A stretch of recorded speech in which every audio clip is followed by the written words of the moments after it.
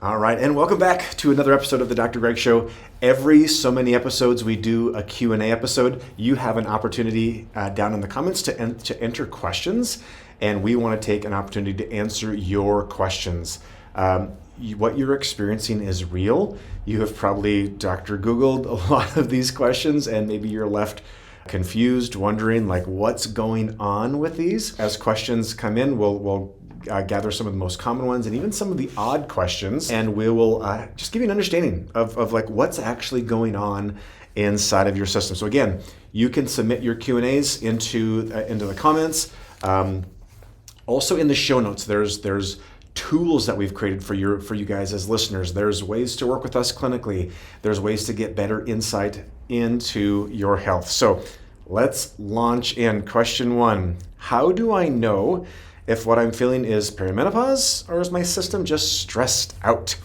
So a woman messaged me last week, I'm either in perimenopause or I'm losing my mind. And we laughed, and we also knew that she was dead serious with that question.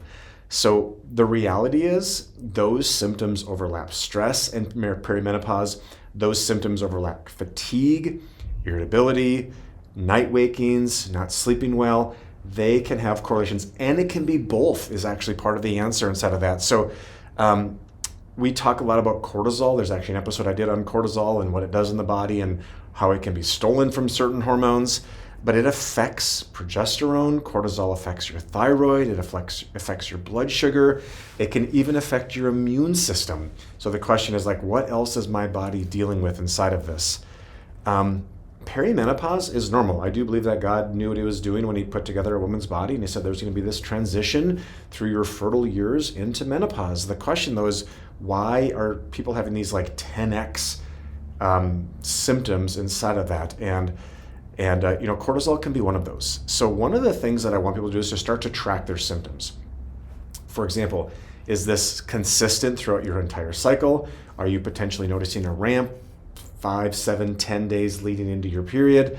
The timing can indicate kind of an idea of like who the players might be inside of this. So research shows chronic stress disrupts ovulation, which then can lower progesterone. So even, are you ovulating? Do you have like a change in your cervical mucus? Are you checking your temperatures? Do you get that twinge in your side called Mittelschmerz when you're having an ovulation? Those would be some curious components around that. So there is no lab. So I had a patient also say like, hey, I did my labs and my doctor says, nope, you're not in perimenopause. Well, the labs don't always show that, just so you know. And it's different for every woman. So now labs can more clearly show if someone's in menopause, but really menopause is the fact that you haven't had a menstrual cycle for a year. Now some women who have had like ablations or even like hysterectomies, like the ovaries are still trying to function should you have had a partial hysterectomy. So there can be other tools like labs that can help sim there. All right, next question. My labs keep coming back normal, but I feel anything but normal. What am I missing? I get this question asked every week.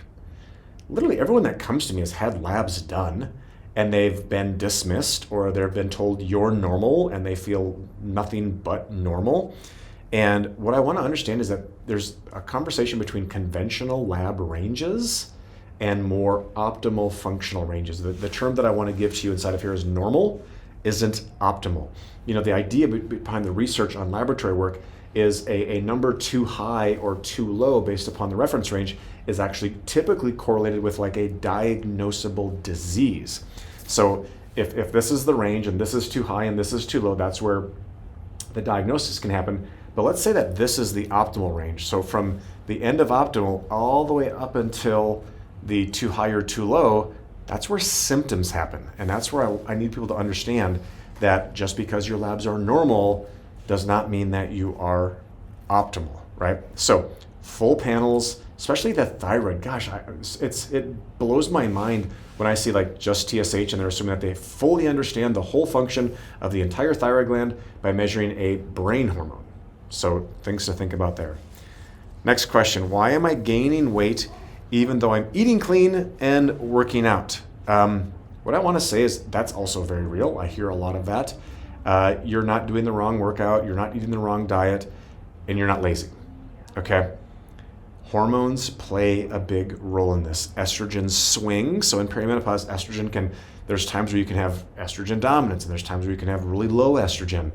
The decline of progesterone, the decline of testosterone, and blood sugar instability. You put all of those with insulin resistance into the same dance floor, and it's a bunch of left feet that can't keep the beat. So that's one thing we want to keep in mind there. Cortisol. If your body is stressed, cortisol will definitely put weight on your belly. You've heard of the term cortisol belly. And a lot of you, by the way, there's no pill for that. And stress is stress, ladies. It's not just emotional stress, professional stress, family stress. If you have underlying stealth infections, that's stress. If you are using toxic products, that could also be stress inside of your body. So stabilizing blood sugars, focusing on your breath work and your immune system, and then making sure that your drainage pathways are wide open. Number 4, is it normal to feel like I don't recognize myself emotionally? One woman told me I snapped at my son and instantly thought, that's not me. That is so true.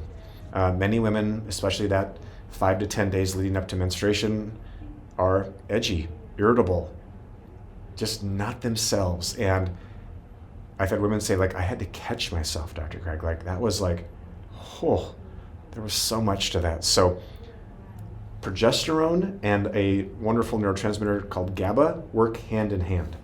And they, low progesterone is definitely associated with irritability, anxiousness, low tolerance.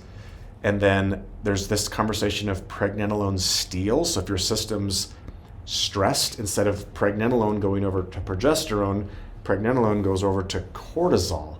And then your body's in this ramped hypervigilance state.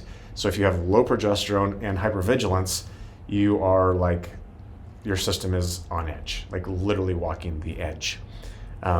Emotional volatility is often chemical. It's not your character. I know it's not who you are.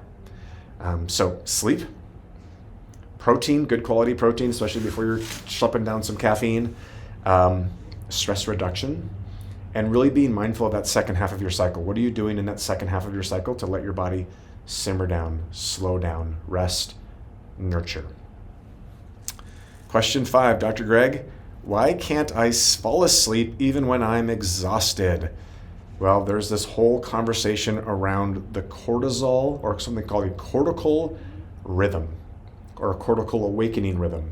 So when you wake up, your cortisol should be at a moderate level. Within the first 30 minutes, it should spike 80 to 150%, and then slowly over the day, it should bell curve off. A lot of times I see people that do have a cortisol rise, and then there's just like, boom, fall off the plate, and 60 minutes after they wake up, they're drained. So cortisol has a lot to do with this. Low progesterone reduces GABA, right? There's that neurotransmitter conversation. That's that soothing part for a part of your brain called your amygdala. Estrogen fluctuations.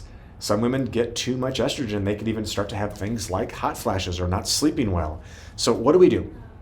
Again, sleep. Hopefully you've heard me talk a lot about sleep on these episodes. Winding down. Good quality protein at dinner, not eating too close to bedtime, not staring at a bunch of screens. Hopefully you're not watching this right before you go to bed. And if you are, God bless you. However, man, we really want to limit that blue light before we go to bed. And by the way, there's another episode coming up where I do a deeper dive into this. Question 6, hey, Dr. Greg, is adrenal fatigue a real thing? Here's the thing, your adrenals don't burn out. Now, there are adrenal autoimmune disease like Cushing's syndrome or Addison's disease. Pretty rare, though, in respect. Your cortisol rhythm, however, can become very dysregulated. And so that affects energy, sleep, anxiety, period, mood changes, all of those things. It's a functional imbalance, not a medical emergency. I think people need to understand that as well. So look for things like morning fatigue, evening or nighttime alertness. Those could be aspects inside of that as well.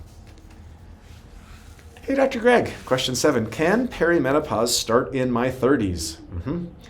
Some of the research says it's about 35-ish is the average start of that decline, and it makes perfect sense. My wife had our last baby, let's see here, do some simple math, when she was 38, I believe.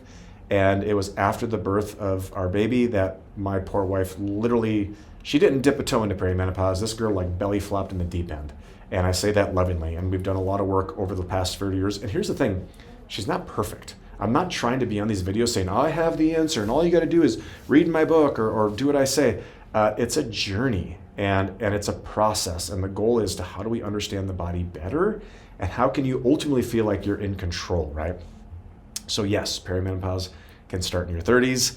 I am seeing it starting earlier and earlier in women though. And I think that's because of stress, nutrient depletion like soils, food quality, food timing. I mean, this ultra processed food crap that we're eating, all the chemicals that we're using from, ladies, everything from feminine products to makeups to hair care products to fabrics. I mean, there's just so many things. We've gotten so far away from God's and grandma's way of living.